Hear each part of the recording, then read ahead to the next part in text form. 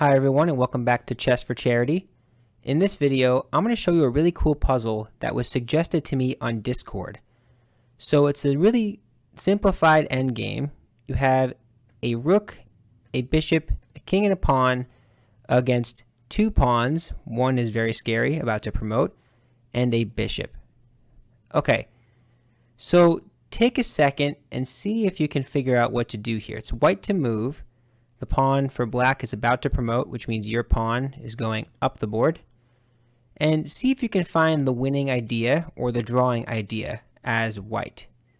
And if you can, see if you can post it in the comments before you're watching, and hopefully you enjoy it. Okay, let's start thinking about the puzzle.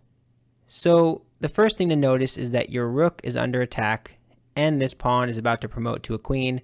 Those are both quite scary. So how do you address both threats? Well, you can't address both at one time in one move, right? If only this bishop could just jump over the king and land right here, that would be nice.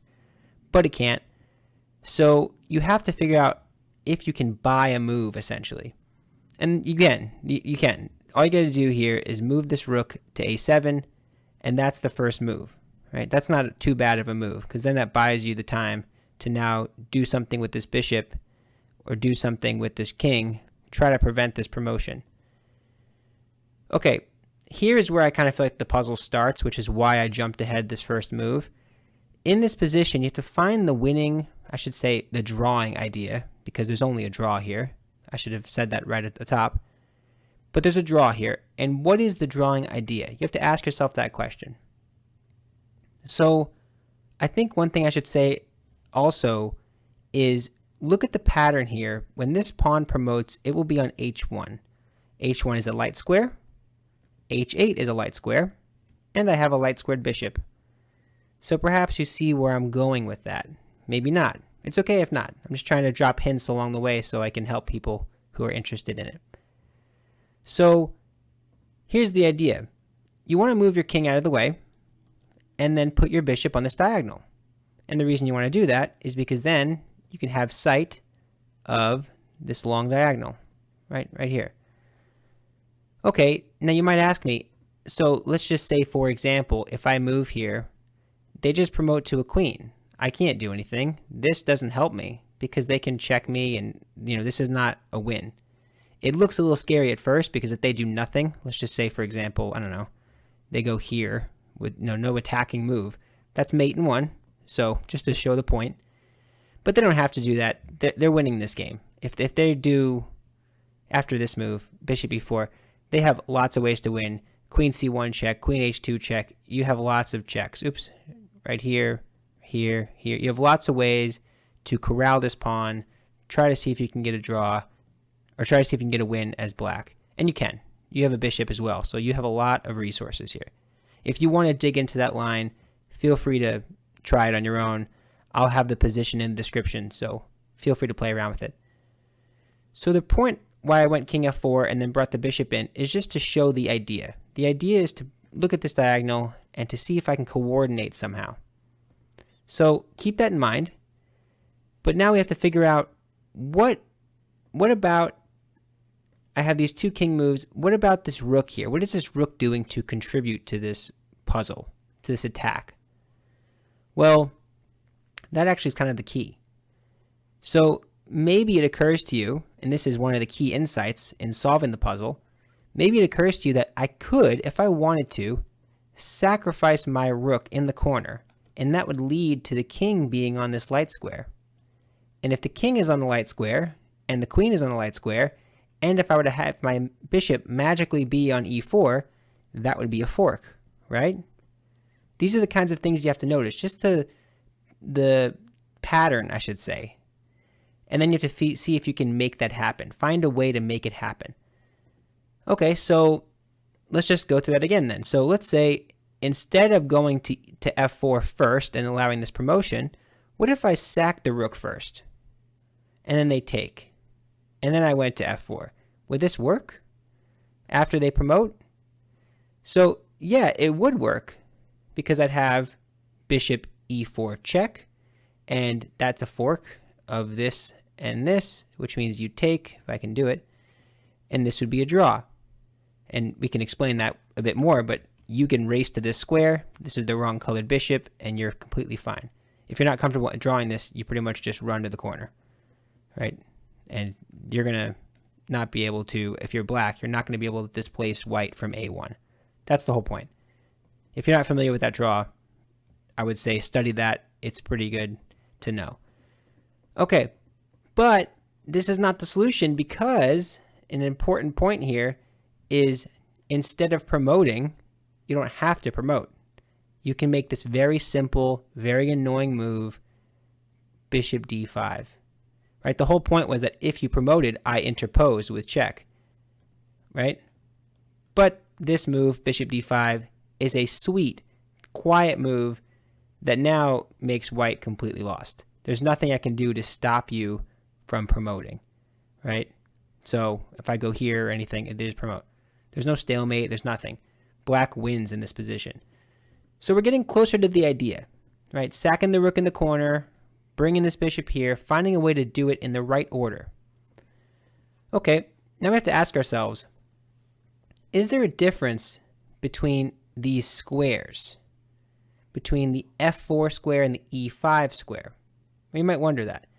So after I sack the rook, was there, I have to first move the rook. After I sacked the rook in the corner, I had this configuration here. Now, recall what was wrong with f4, right? King f4, just to make sure it's really clear here, if I go f4, king f4, let me just back up to the beginning to make sure it's really clear.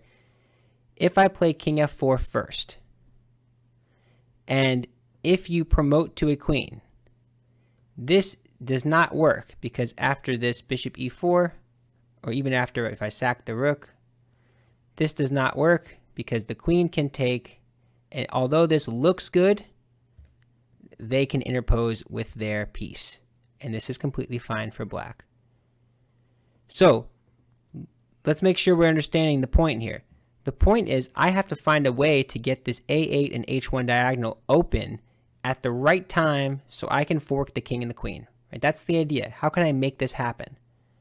So let's think about it. I showed king f4. Let's look at king e5 as well. Any of these other moves don't make any sense because that's not going to help me support this square, right? So if I go king e5, what's the difference here? What's the point? Well, let's just say they promote now. They promote. Now you have this condition again where you have this diagonal, and you can sack your rook. And if the king takes, notice now, just to make sure it's clear, this king on e5 compared to where it was on f4, this king now supports this d5 square. Meaning, if I check you, this is completely drawn because I'm attacking both like this. I'm attacking this way. I'm attacking that way. And after you capture, this is a draw. There is no intermediate move. Remember before, I had this bishop d5 move preventing you from doing this whole thing. So in this case, I would take. If you promote, what do? Have a guess here? I'm being attacked, and this is being attacked, even though it's currently guarded by the rook. I back up. And this is a draw, because no matter what you do, maybe you want to guard your back rank or something, maybe you want to go queen g1, maybe you want to go to the corner. It doesn't really matter. All I'm going to do here as white is I'm looking to attack here. I'm looking to draw this game. This is not a win for white. King c4 is fine. I'm threatening checkmate. So what are you going to do? You're going to probably check me, and it's going to be a perpetual, more than likely. I would just run around. King d4. Right? I'm not winning this as white. This is just going to be a draw. There's too much open space, and the queen is just going to check me and check me and check me. Okay. So what am I saying here? If you've followed it so far, the difference between f4 and e5 is critical. When I went to f4, I was not guarding this d5 square, which meant that even after this nice rook sacrifice, the idea is there, but they don't have to go into this promotion immediately. Instead, they play this sweet bishop d5 move, and that holds everything together, and I am lost as white. If you compare this to the e5 line, it's completely different. I play king e5. Now, you can't play this move, so you promote to a queen. In that case, I check you in the corner. You have two options, take with the queen or take with the king. If you take with the queen, this move is crazy because it traps the queen in the corner. Now, you can't interpose with the bishop. That's the point of going to e5. If you do, I just take it, and this is a draw. You just race to the corner, and this is completely drawn. If you can't draw this endgame, just recommend looking up some king and pawn tutorials. Some of my oldest videos back in October of 2021 was king and pawn endings, because they're quite amazing. Okay, so what if the king takes? I gotta make sure I show that. If the king takes, then you have this fork, like I showed, take, take, and it might look like this is a win for black, but it's not. King b8 maybe, or sorry, king b7, come attack this. I just run to the corner, and you can't stop me. You take this, I run to the corner. You try to approach, I run to the corner.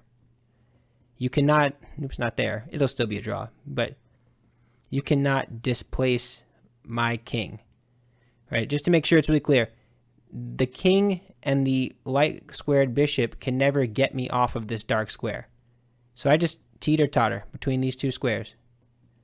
So, and if you ever do something like this, guarding this square, I move up, and eventually something like this will be stalemate. So what are you going to do? Give me the pawn, or you move the king? That's stalemate.